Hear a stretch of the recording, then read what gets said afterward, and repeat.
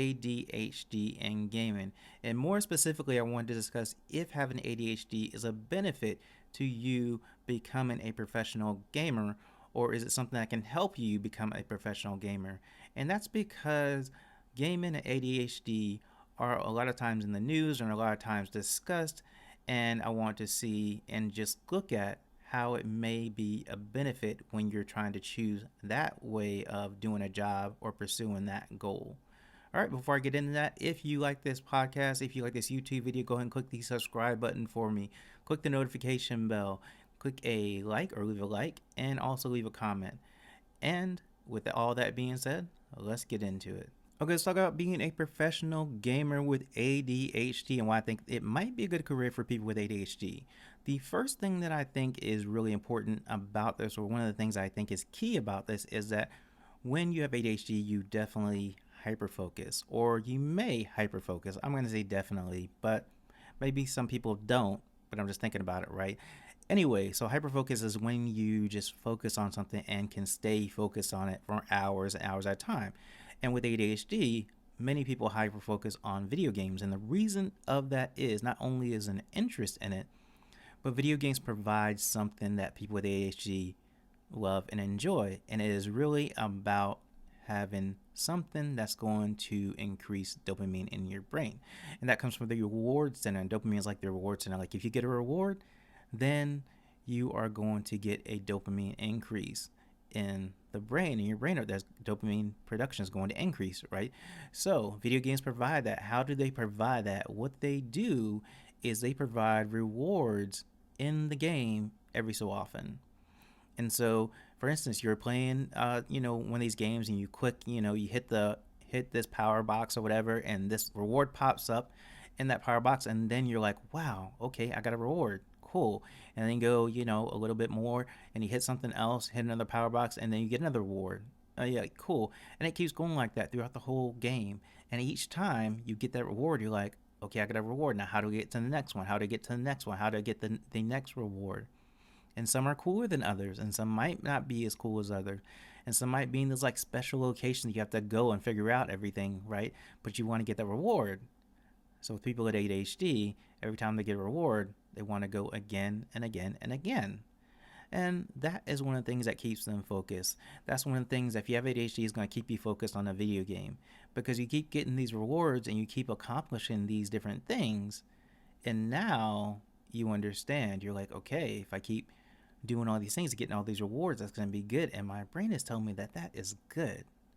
And so people with ADHD a lot of times focus on video games.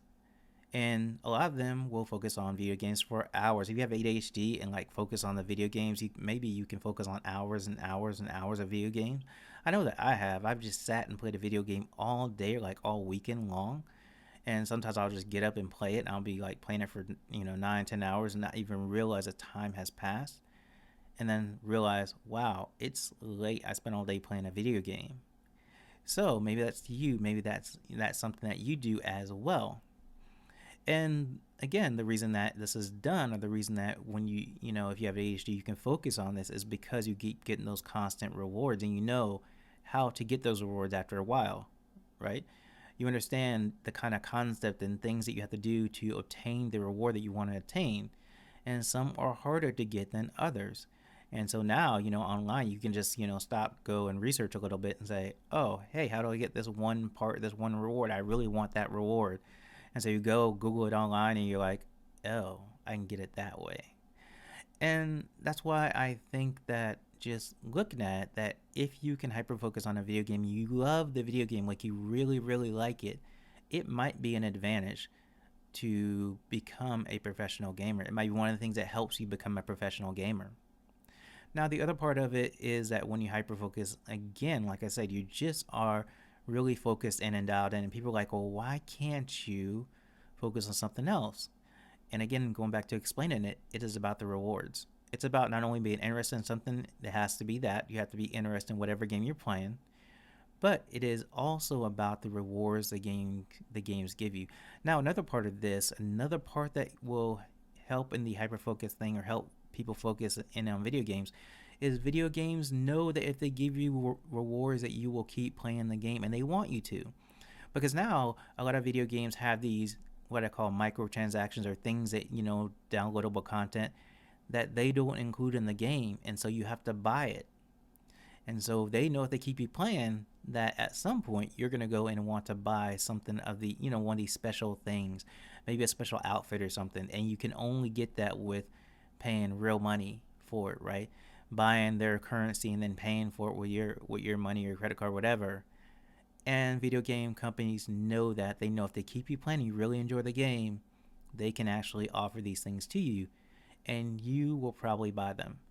So the way it works is that if you're not really good at the game, sometimes, in a lot of cases, they will make the game easier for you so that you can do better at the game. Because if you're not very good at the game and you keep keep losing, then you're probably not going to stay and play the game. You'll just get frustrated, right? So they make the game easier for you so that you can win. Now, when you get really good at the game, sometimes what they do is they make the game much harder for you as you progress and get better at the game. So what happens is the new players are like, oh, this is great. I'm going through and getting through, and it's pretty easy. I'm learning, I'm having a lot of success. And the players who are really good are having a little bit of a hard time because the game is much harder for them. Now, you may think, well, how did they design that? Why do they do that? Because the whole process is, one, they want to keep you playing, so they have to get you playing at first. And so they want it to be a little easier for you so you will get used to playing and really enjoy playing. On the other side, they also know that people like a challenge. So when you get to a certain point and you're really good at the game, then you have to have something that's going to keep you there and challenge you, and that's the other side of the coin. And looking at a quote from Men's Magazine, where they interviewed professional gamer Ryan Hart, he said this: if you want to get into gaming seriously, it shouldn't be a desperate quest to become the very best. It should be an enjoyable journey. You can chase success when you get to a certain point. But first, just find out what you enjoy. Take it from there. Look at the intricacies of the game you want to get good at. Look at the players who are winning, the players who are losing. Make sense of what they're doing. Join forums, become part of a community, ask questions, and learn that way. For the most part, just have fun. Because yes, you still have to look at it as a job, but in this case, Ryan Hart said, make sure that you have fun. Make sure that you're having fun at what you do, because of the fact that when you're a professional gamer, you have to practice. And I know that sounds silly, but you have to practice probably 8 to 10 hours in a day to be a professional gamer. And that's like the minimum. The minimum that you're going to play a game is 8 to 10 hours in a day, and maybe longer than that. And some people, it's like, okay, I play 8 to 10 hours a day, and they still play with their friends afterwards. But it is really like a job. I keep saying it's like a job, and it is a job. And so you are playing the game 8 to 10 hours a day, maybe even longer than that, to hone your skills, get good at the game. Is that something that you want to do? Is that something that you can think about doing? And if you are able to hyperfocus or focus on a game that long, then maybe, like I said, it's a benefit, because now you already have in place, hey, I can play this game for 8 to 10 hours. Now it's just about seeing if I have the skills to do the professional gamer thing.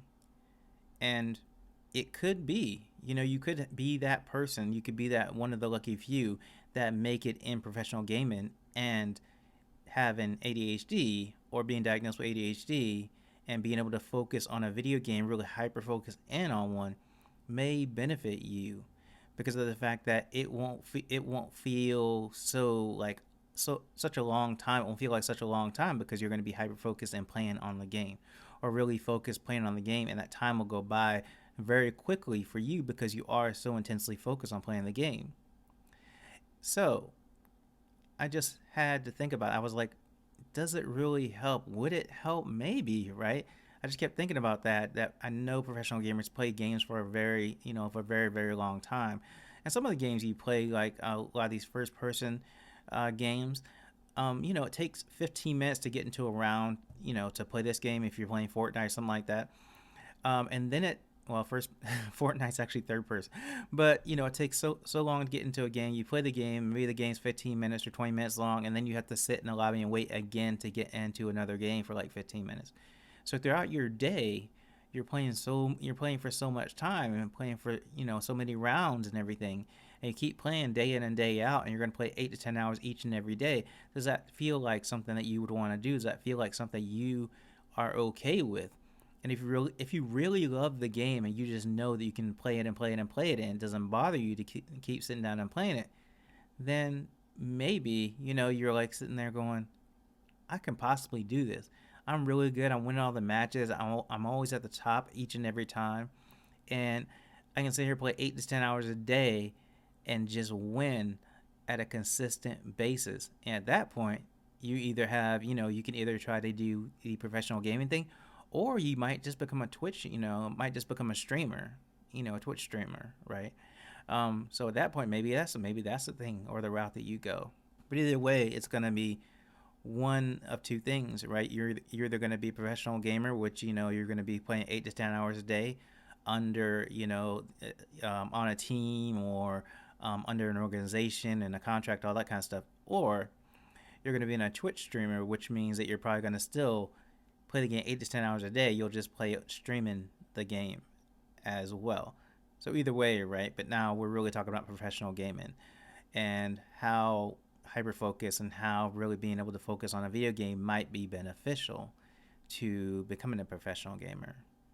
And they have another quote here from Tech Radar. It says they interviewed a professional gamer, professional esports gamer, Ryan Gallagher, and he said, I think that if you're looking to get into competitive sports, or competitive esports, you really just want to play whatever game interests you. It's really hard to put that much time to become a professional into a game that you just don't enjoy playing. So that's the baseline for trying to get into it.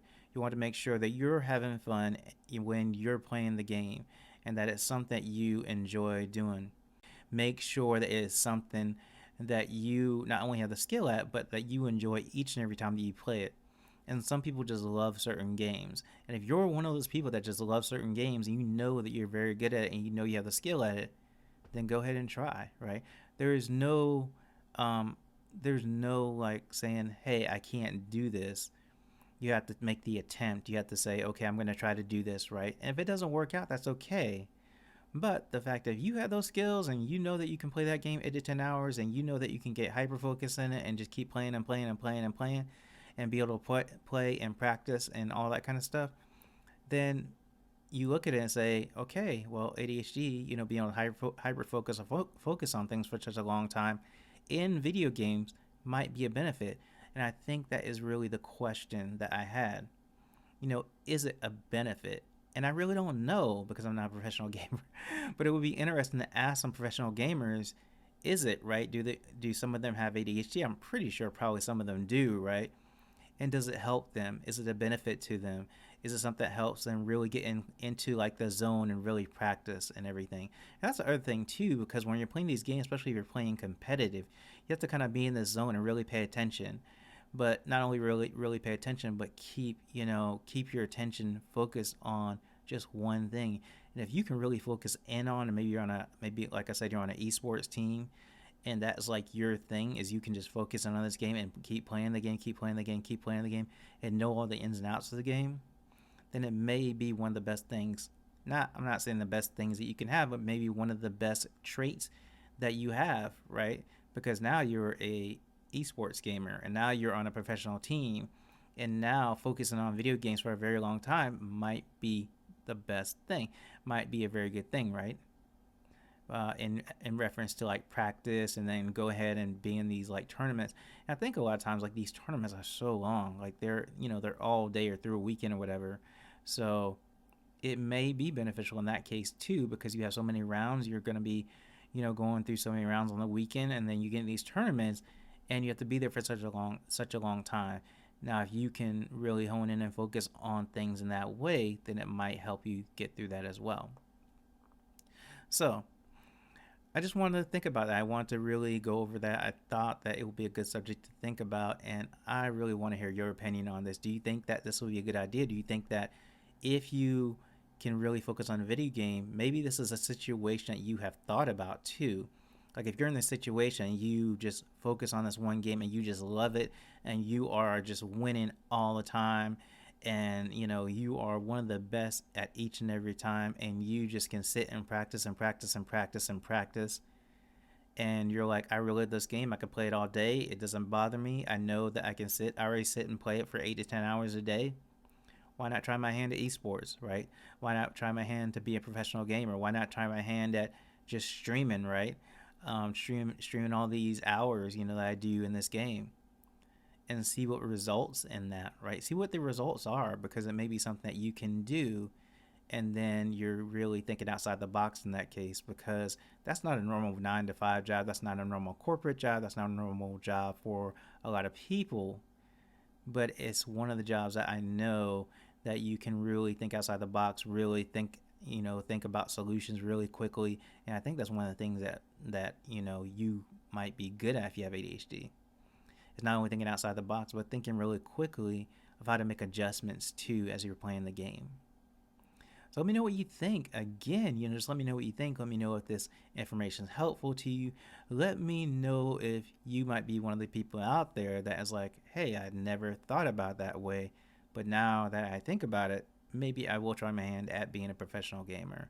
And then let me know how it works out as well. And I hope that this helps some people and inspires some people that are thinking about to go ahead and try it, and hope that it is a success. It's something you're successful at. And that would be amazing and awesome, because then you can kind of come back and tell your friends, hey, I have ADHD, and it just helped me so much to get into this field. And you, being the friend that you are, I know you have the skills too. So let's try to see if you can do the same thing. All right, I hope this information, again, has been helpful to you. I hope that you have a great day, and I look forward to hearing from you. Go ahead and post a comment in the description and the comments. Post a comment, and then you can look at everything in the description below. Have a good day. Talk to you later. Bye.